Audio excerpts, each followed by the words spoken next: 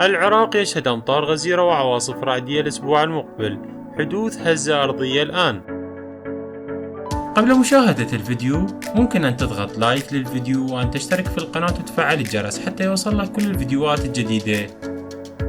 أصدرت الهيئة العامة للأنواع الجوية والرصد الزلزالي الجمعة توقعات بشأن حالة الطقس في العراق خلال الأسبوع المقبل، متوقع هطول أمطار غزيرة وهبوب عواصف رعدية. أعلنت وزارة النقل السبت عن تسجيل حدوث هزة أرضية شمال شرق طوس حرمات مبينة إن قوتها بلغت 3.2 درجة. وقالت الوزارة في بيان إن مرصدنا في وزارة النقل الهيئة العامة للأنواع الجوية والرصد الزلزالي سجل حدوث هزة أرضية مساء يوم السبت في شمال طوس خرماتو في محافظة صلاح الدين.